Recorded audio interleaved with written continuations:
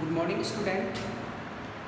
आज हम next chapter है जूलॉजी का 34 मानव में आर्तक चक्र। ठीक है ना।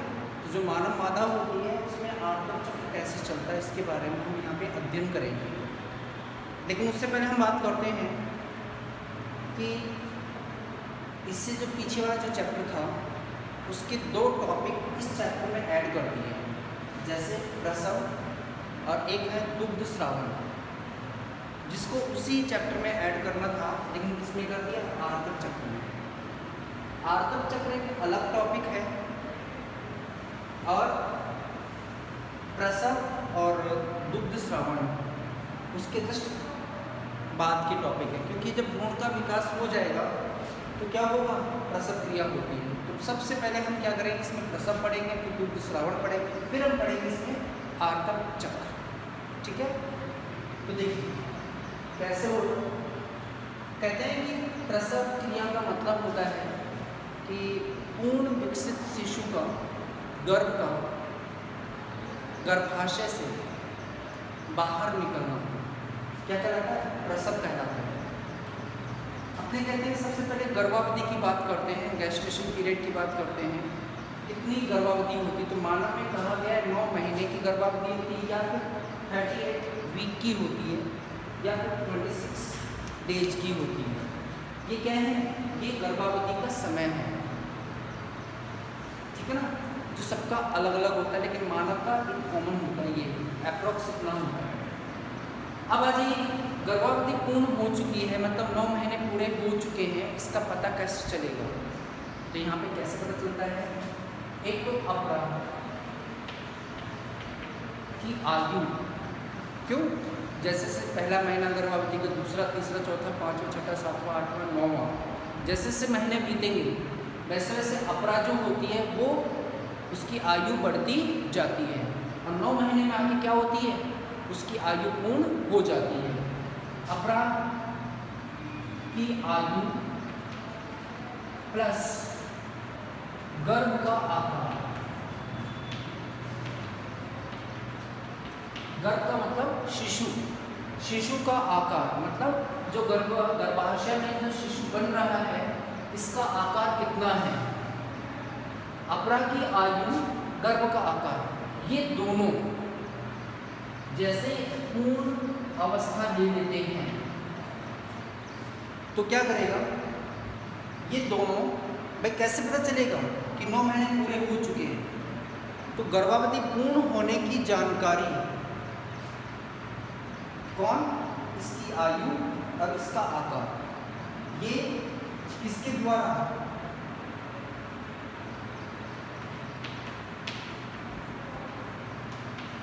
तंत्रिकाओं के द्वारा। किस रूप में,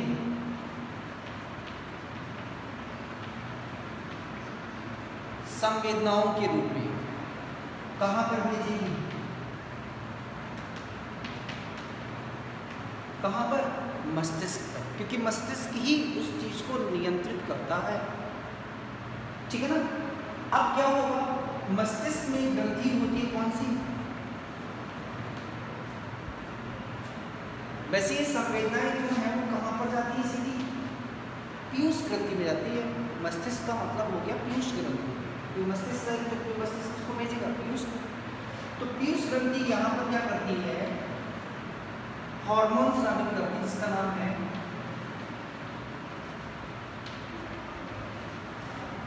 ऑक्सीटोसिन हार्मोन। ये ऑक्सीटोसिन हार्मोन रक्त के साथ मिलकर और कहाँ पहुंचता है,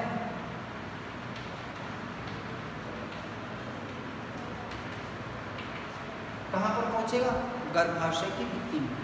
और आपको मैंने बताया था, जब गर्भाशय की संरचना पढ़ाई थी तो उस समय बताया था मैंने आपको कि गर्भाशय की जो मध्य स्तर होता है जिसको हम बोलते हैं मायोमेट्रियम, उसमें क्या करता है, गर्भाशय की भित्ति में यह हार्मोन है वो क्या उत्पन्न करेगा, संकुचन। और संकुचन जब उत्पन्न होगा तो गर्भाशय में क्या होगा, दर्द, और इसे कहते हैं लेबर पेन। ठीक है ना, इसे कहते हैं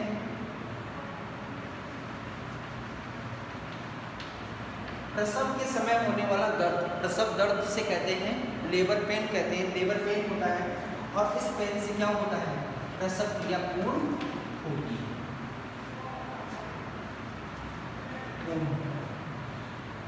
तो देखो इसको हम एक और नाम भी देते हैं प्रसव को, जो परीक्षा में पूछा जाता है इस नाम से भी आता है, गर्भ उत्क्षेपण प्रतिवर्त। गर्भ उत्क्षेपण प्रतिवर्त भी कहते हैं। इसका मतलब ये हुआ कि अपरा और गर्भ दोनों संवेदनाओं को तंत्रिकाओं के द्वारा पीयूष ग्रंथि तक तब तक भेजेंगे जब तक प्रसव पूर्ण ना हो जाए। मतलब गर्भ है वो गर्भाशय से बाहर ना निकल जाए तब तक ये संवेदनाओं को लगातार भेजता रहेगा। क्यों? क्योंकि ये क्या करेगी, ये मस्त जो पीयूष ग्रंथि है वो क्या करेगी, ऑक्सीटोसिन बनाती रहेगी, इधर संवेदनाएं मिलती रहेंगी। मतलब जो संवेदनाएं हैं, उद्दीपन है, इम्पल्स हैं, वो लगातार इसको पहुंचते रहेंगे तो क्या करेगा, ये लगातार ऑक्सीटोसिन हार्मोन को स्रावित करता रहेगा और करेगा तो इसमें लगातार क्या होगा, गर्भाशय की भित्ति में क्या होगा, संकुचन। तो ये संकुचन तब तक होगा जब तक प्रसव क्रिया पूर्ण ना हो जाए, ठीक है ना। और पूर्ण होते ही ये संवेदनाएं आना बंद हो जाएंगी, ऑक्सीटोसिन हार्मोन का प्रभाव कम हो जाएगा और प्रसव दर्द भी कम हो जाता है, क्योंकि प्रसव के पश्चात प्रसव दर्द होगा नहीं। तो इस तरह से ये इसे कहते हैं गर्भ उत्क्षेपण प्रतिवर्त। मतलब गर्भ है वो लगातार उद्दीपनों को तब तक पीयूष ग्रंथि को भेजेगा जब तक कि प्रसव क्रिया पूर्ण ना हो जाए, तब तक ये भेजता रहेगा इस तरह से। तो ये था एक प्रसव की क्रिया, और आप ना इसको इस नाम से भी याद रखना, क्योंकि परीक्षा में इस नाम से पूछा जाता है, गर्भ उत्क्षेपण प्रतिवर्त किसे कहते हैं। तो समझाइए, तो आप इस तरह से इसका चार्ट बना के या फिर इसको पॉइंट टू पॉइंट बना के आप लिख सकते हैं, ठीक है। दूसरा पॉइंट आता है, इसी का ही आता है एक और, प्रसव के पश्चात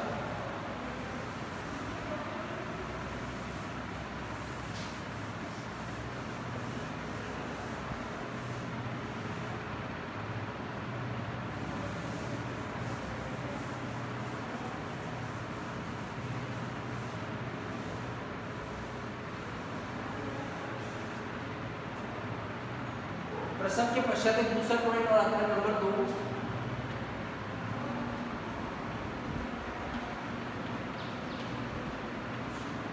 दुग्ध स्रावन। दुग्ध स्रावन, तो दुग्ध स्रावन का मतलब क्या होता है, तो देखो दो हार्मोन है यहाँ पर, दो हार्मोन है। पहला जो हार्मोन है वो है प्रोलैक्टिन,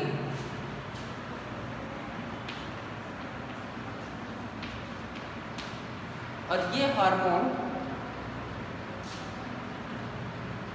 सगर्भता के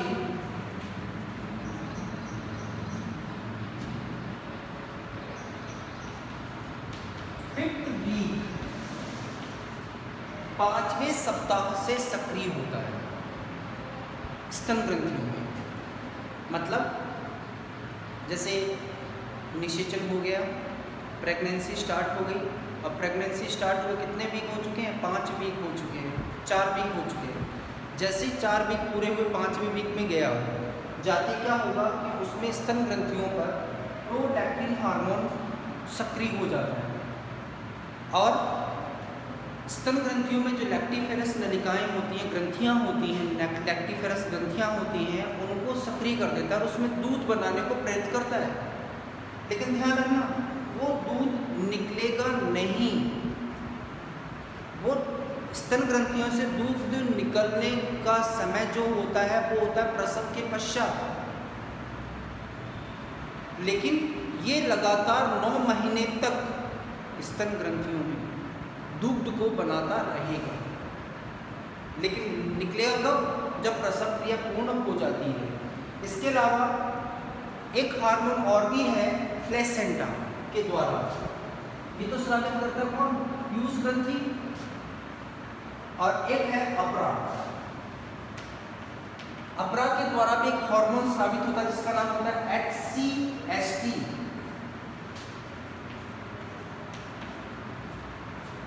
और इसका पूरा नाम होता है human chorionic somatotropin hormone. Human chorionic सोमेटोट्रोपिक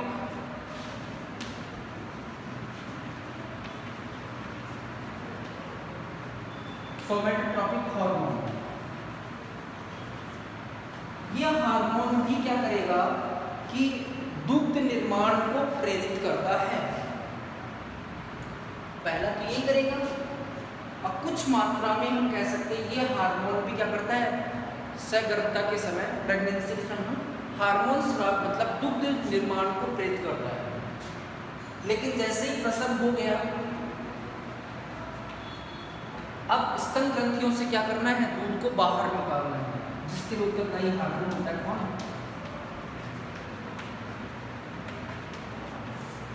ये हार्मोन स्तन ग्रंथियों से दुग्ध को बाहर निकालने को प्रेरित करता है। ठीक है ना, बाहर निकालने को प्रेरित करता है। ध्यान रखना, ये दोनों बनाने को प्रेरित करते हैं, लेकिन 9 महीने तक निकलेगा नहीं। 9 महीने के बाद जब प्रसव क्रिया हो जाएगी, उसके बाद दुग्ध निकलना जो है वो किसके द्वारा होता है, ऑक्सीटोसिन के द्वारा होता है। अब प्रसव के पश्चात जो सबसे पहला दूध निकलता है स्तन ग्रंथियों से, वो बहुत गाढ़ा पीले रंग का फटा हुआ सा निकलता है, जिसको हिंदी में कहते हैं खीस, और अंग्रेजी में बोलते हैं कोलेस्ट्रम,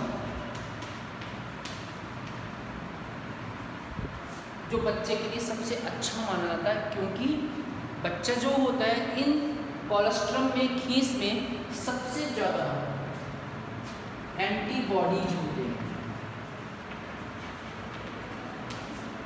क्या होते हैं? एंटीबॉडीज।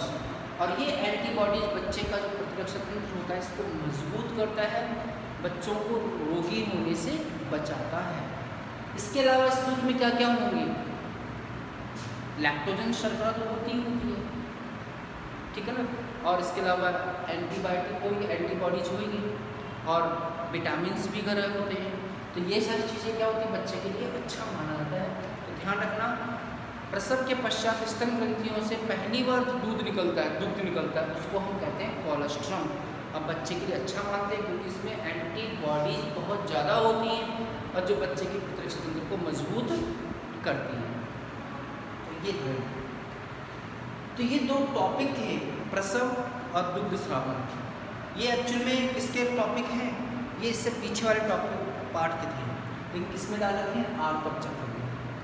ठीक है ना, तो कहीं पर भी हो आपको टॉपिक याद करने हैं। प्रसव को आप गर्भ उत्क्षेपण प्रतिवर्त के रूप में ही याद करेंगे, ठीक है। और यहाँ पर अगर आप देखेंगे तो अब हम बात करते हैं इसकी आर्तक चक्र की। आर्तक चक्र होता क्या है, तो देखिए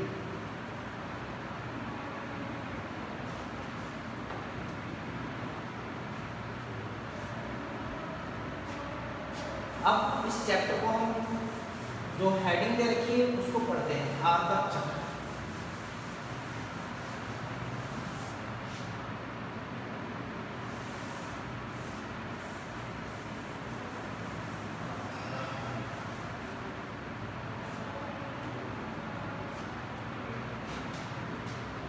आर्तक चक्र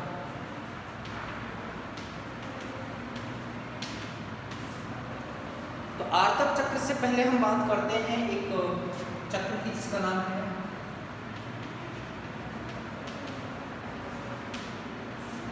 प्रजनन चक्र। तो देखिए इस पृथ्वी पर जितने भी जंतु हैं उनमें अंडाणु का निर्माण होना या नई संतति का निर्माण होना, ठीक है ना, ये जो प्रक्रिया है, प्रोसेस है, एक चक्र के द्वारा होती है और इस चक्र कहते हैं प्रजनन चक्र, जिसमें मैथुन क्रिया हो, अंडाणु बनता हो, मैथुन क्रिया होती हो, नई संतति बनती हो, इस चीज़ों को हम क्या बोलते हैं, प्रजनन चक्र। तो जंतुओं में प्रजनन चक्र जो होते हैं कितने प्रकार के होते हैं, 2 प्रकार के। कौन कौन से होते हैं, एक तो होता है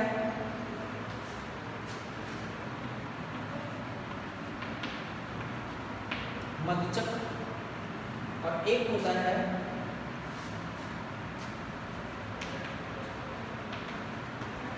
आर्तक चक्र।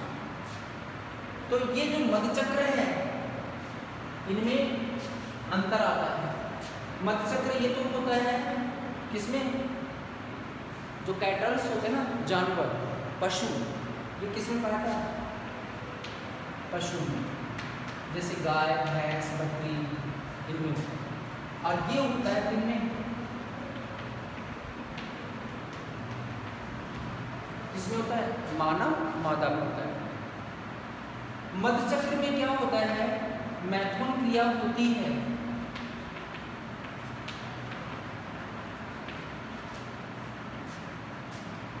मैथुन क्रिया होती है, जबकि इसमें क्या होता है,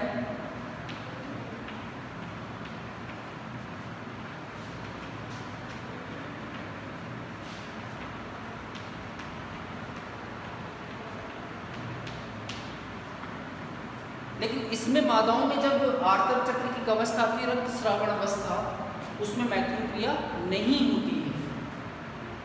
नंबर 3, इसमें रक्त श्रावण अवस्था नहीं पाई जाती है, जबकि इसमें क्या होता है, रक्त श्रावण अवस्था पाई जाती है, मतलब ब्लीडिंग फेज होती है। ठीक है ना। क्यों नहीं होती, क्योंकि इसमें एस्ट्रोजन बहुत ज़्यादा होता है, इसमें एस्ट्रोजन कम होता है। तो एस्ट्रोजन क्या करेगा कि जब रक्त निकलेगा तो गर्भाशय की जो भित्तियाँ होती हैं, गर्भाशय की भित्ति क्या करेगी, उस रक्त का अवशोषण कर लेती है, बजाय बाहर निकलने के वो अंदर ही क्या कर लेती है, अवशोषण कर लेती है रक्त का। जबकि मानव मादा में क्या होता है, 3 से लेकर 5 दिन तक क्या होता है, आर्तक चक्र में रक्त बाहर निकलता रहता है। ये हो गया। फिर नंबर 4 पे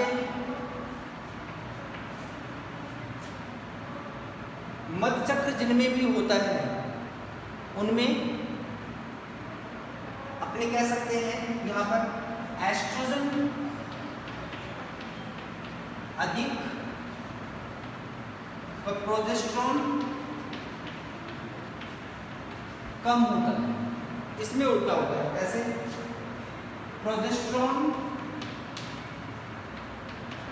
अधिक जबकि एस्ट्रोजन कम होता है, उल्टा होता है।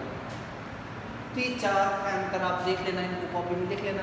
उसके बाद में फिर हम चालू करेंगे कौन सा, आर्तक चक्र। और ये आर्तक चक्र की हम बात करेंगे और इसको हम डिटेल में पढ़ेंगे।